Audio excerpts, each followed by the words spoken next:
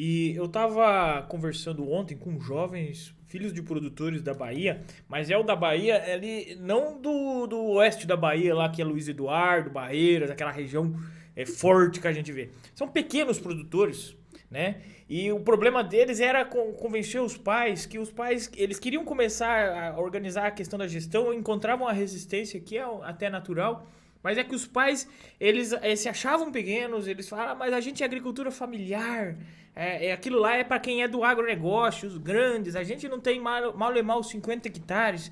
Aí eu conversando com eles, e eu fiquei 2 horas conversando com eles, era para ser 1 hora a reunião, eu fiquei falando, gente, a gente tem que organizar, porque se é pequeno tem um motivo, né? Porque no mesmo cenário onde muitos diminuíram, outros cresceram. Né? Então, assim, começa por aí. E tudo depende do processo de liderança, né, Siloter? É organizar essa liderança. Às vezes o pai não dá abertura, você tem que ir mostrando aos poucos. Eu conversei bastante com eles, mas o que eu queria te pedir é como é que a gente desmistifica a mente de um produtor que muitas vezes na cabeça dele ele ainda se acha um pequeno produtor, né? Ele não organiza, não é porque ele acha que ele não precisa, ele até acha importante.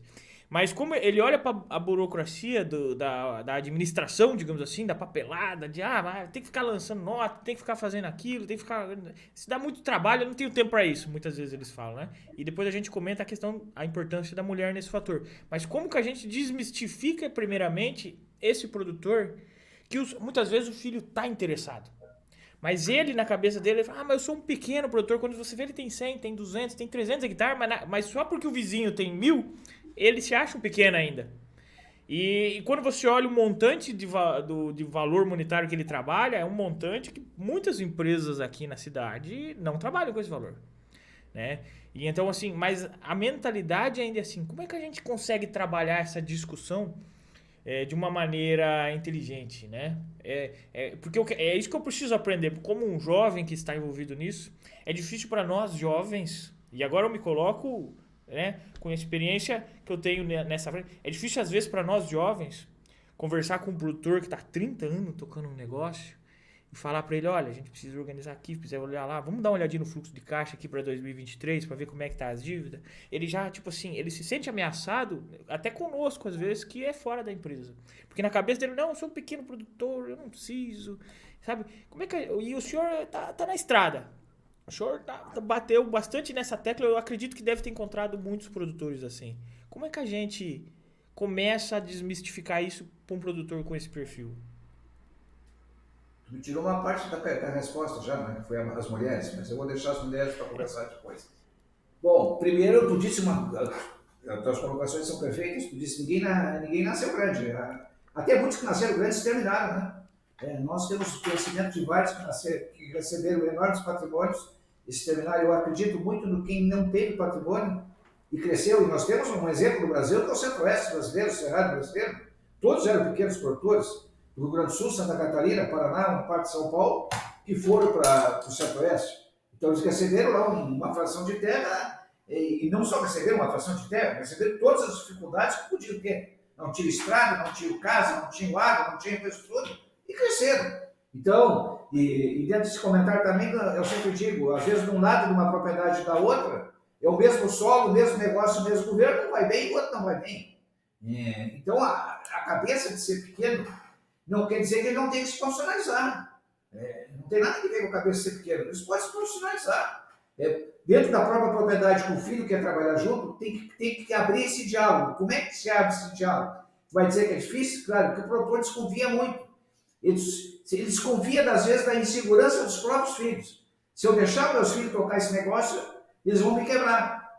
E claro que aí também existe um erro, não é, Lucas? O aluno sai da universidade, formado em uma profissão de ciências agrárias, chega lá fora e quer mudar tudo do pai e da mãe. E daqui a pouco o professor dele não sabe nem qual é o preço do milho, qual é o preço da soja, nunca teve uma propriedade. Então, existe esse problema. O produtor é muito desconfiado, é muito, muito desconfiado. Então, gestão, para mim, econômica e financeira, depende do tamanho. Inclusive, com esses números, nós vamos poder ver, vem cá, essa propriedade tem condições de sustentar com o que está fazendo? Não. O que nós podemos fazer? Vamos abandonar a propriedade? Não. Mas nós vamos ter que criar alternativas. Daqui a pouco ele pode trabalhar na propriedade dele e ser um prestador de serviço também. Os americanos fazem muito isso, entendeu? Então ele vai ter informações seguintes, bom, eu trabalho em 30, 40, 50, 100 hectares. Eu nem vou falar em 300, falar em 300, por exemplo, em Palotina, na região do Paraná, é uma fortuna. A maioria das empresas das cidades urbanas não tem esse patrimônio. E o pessoal ainda trabalha na informalidade com um patrimônio desse tamanho. Isso hoje deve ter o quê? 100 mil reais o hectare de terra em Palotina ou mais que isso. Tá bem caro. Então, a gestão independe do tamanho do produtor. Independe do tamanho do produtor. Às vezes a dificuldade que nós temos, Lucas, é que nós não sabemos usar o palavreado do produtor. Tá? Nós não fomos preparados para conversar, nós já queremos chegar em ponto na propriedade. É importante que tu chegue numa propriedade, na minha visão de extensionista, primeiro reconhecendo o que esse produtor tem de bom. Tá?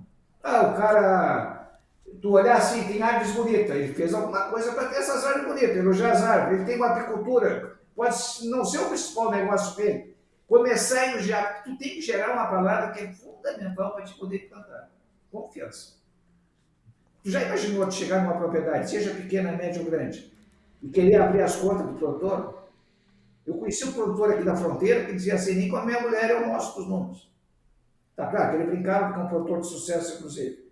Tá? Mas então, se tu não gerar essa confiança nele de saída, perguntar para ele como é que tu faz, como é que tu não faz, e não querer chegar às vezes, inclusive isso é um problema que eu via nos sistemas de gestão, é querer fazer controles muito detalhados. Eu sempre digo, vamos começar os controles pelo atacado, nunca vamos começar detalhado. Eu quero saber o custo do milho, mas já quero saber o custo do milho por talhão. Não. Tu vai fazer uma coisa no produtor que ele não vai conseguir obter os resultados porque não tem mão de obra preparada, porque muitas vezes acha que o problema é o sistema. Não, o problema é aquele que está atrás ali do sistema ou aquele que não manda as informações para o sistema. Então, pequenas informações que tu possa mostrar para o produtor e essa geração da tua idade, dos filhos que estão vindo, são muito mais preparados para trabalhar nisso aí, e com isso tu vai gerar confiança no quê? No fundador, no siloteiro de CT, porque ele não vai fazer isso aí. Ele não vai executar esse trabalho. Mas nós temos que ter autorização dele, confiança dele para que libere para que seja feito. Entendeu? Isso aí que é fundamental. E outra coisa importante, voltando na resposta à pergunta anterior, é sempre mostrar para os pais que num processo de sucessão e num processo de sociedade agropecuária, eles jamais serão desprotegidos e jamais perderão o poder. Eles vão dividir o poder. Nós não podemos dizer que o pai e a mãe têm muito medo de perder o poder e daqui a pouco botar eles num asilo, numa casa de idosos, coisa. Não, eles não vão perder o poder, eles vão dividir o poder. E quando eles se sentem seguros, que eles estão... Porque hoje tu pega um produtor com 80 anos, ele tem cabeça maravilhosa ainda, ele não tem mais capacidade física e coisa. Mas quando ele tem alguma atividade que ele não foi tirado todo do processo, é muito mais tranquilo para tocar o negócio. Existe um grande medo dos pais de perder o poder, independente do tamanho da propriedade, da pequena ou da grande propriedade. Nós temos um exemplo no Rio Grande do Sul, uma pesquisa que não é minha, eu vi algumas informações na região da vitivinicultura do Rio Grande do Sul. Tá. Sabe que há uma tendência natural do italiano, e principalmente do italiano, mas do alemão também, sempre proteger o filho mais velho. Né? Eles acham que o filho mais velho é que ajudou a conquistar todo o patrimônio. Uma vez eu estava no município de Goiás, 5 filhos, e o casal me disse assim, nós temos que deixar mais terras para os 2 filhos mais velhos, porque eles foram que nos ajudaram a fazer esse patrimônio quando nós não tínhamos nada. E eu perguntei, qual é a culpa dos 3 últimos terem nascido depois? Ele disse, mas nessa região que eu te falo, da vitivinicultura, o que aconteceu? E por isso que é importante essa tua colocação da pequena propriedade. O pai protegia o filho mais velho, porque ele não tinha informações do negócio dele, e ele não conseguia mudar, porque se tu não tem informações, tu não consegue mudar o negócio. E até é um risco tu mudar e mudar errado, entendeu? Então, tu não consegue mudar o negócio. E ele só deixava o filho mais velho trabalhar. E as filhas mulheres tinham que vir para a cidade. Tá. O que aconteceu nessas comunidades no interior? Acabou a festa. Porque como não tinha mulher, não tinha festa. E aí aquele filho que tinha ficado lá fora também veio para a cidade e essas propriedades foram vendidas para outros. E aí foi acumulando os tamanhos. Entendeu? Então, isso é fundamental, esse diálogo para abrir confiança. É confiança, tudo é confiança. Porque tu sabe, tu mexe com a parte fiscal e tributária, Lucas. Se tu não tiver confiança, jamais ele vai te passar os números, capaz de achar que tu tem um esquema com a Receita Federal. Não, exatamente.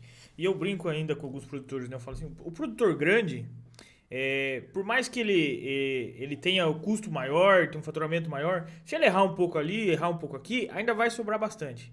Agora se você errar aqui, errar ali, 10% que você perde aqui ou ali, você está tirando a boa da família. A gestão é mais importante para você do que propriamente até para o grande. Ele faz por causa da tributação, você tem que fazer por causa deles. Entendeu? Então, essa visão que eles têm, às vezes é um pouco difícil de trabalhar, mas a gente vem organizando, vem ajudando, né? Vocês na frente da consultoria, com todas as frentes que a Safras faz, nós aqui, seja com plataforma, seja com palestra, seja com curso, a gente vai também tentando levar essa frente. Mas, Filoter, agora... Lucas, aí, só Aham. complementando aí, claro, tu é jovem, eu conheci um programa alemão que era ZapSats, Associação de Prestação de Serviço e Assistência Técnica. A Alemanha financiava isso aí dos produtores para ter as máquinas em grupos. Entendeu? Então, o espírito de grupo, eu não estou falando em coisa política de socializar a produção, não, não, em termos de grupo. E muitas vezes, um grande erro, tu vê um produtor comprar uma máquina num valor absurdo, que ele não tem capacidade de pagamento para pagar, não tem nem utilização daquela máquina, a não ser que ele tivesse uma utilização de prestação de serviço. Então, ele não tem a informação dos números que possa comprar aquela máquina. Os produtores, os pequenos, são muito mais competitivos que os grandes. Quando eles teriam que criar escala se juntando em algum serviço, eu vi nos Estados Unidos, por exemplo, produtor que era prestador de serviço de pulverização, ele tinha a propriedade dele e prestava serviço de pulverização. E de fertilização na dele, ele contratava serviço de terceiros. Então ele não fazia tudo dentro da propriedade, entendeu? Ele prestava serviço e tinha propriedade. No Brasil nós temos ainda um espírito muito competitivo entre os pequenos produtores. E isso é ruim, porque nós produzimos commodities, o preço da commodity na ponta é igual para todos. Então não adianta eles quererem competir aqui. Por que eles vão competir aqui se o preço que eles vão vender é igual? Exatamente. Eles precisam cooperar mais. Tanto é que muitos cresceram e se manteram no negócio por causa do cooperativismo, isso veio de uma maneira, mas esse modelo de negócio que você passou, ele é muito interessante e vai ter que ser aderido. Eu vejo quando a gente às vezes vai fazer algumas análises de resultado, principalmente produtor de primeiro ano com gestão. Você vai lá olhar o fluxo de caixa de lá, tem uns financiamento grande lá fora, você vê que ele não tem essa capacidade, ele é refém do mercado, porque ele tem que vender o grão logo depois que colheu para pagar esses financiamentos. Ele não consegue nem aproveitar. Mas ele fala, mas eu comprei pra descontar no imposto. Falei, tá, mas se baseou em quê? Entendeu?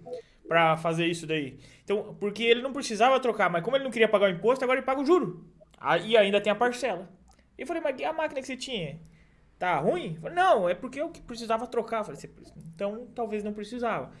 Esses tempos atrás fizemos análise de resultado com um produtor aqui da região, na região de Maripá. Tinha trocado uma máquina, um trator, foi lá, financiou, nessa época, financiou um trator, né?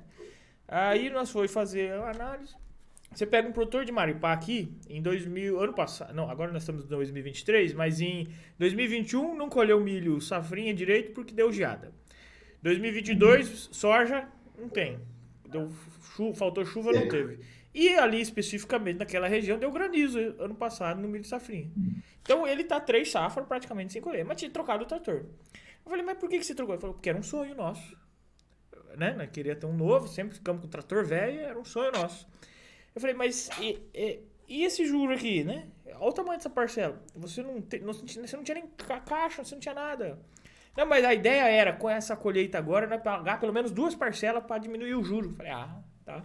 Então assim, eu falei, mas você estava se baseando no quê? Entendeu?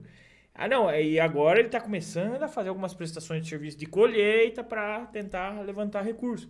Mas assim, é sempre na base do achismo, né?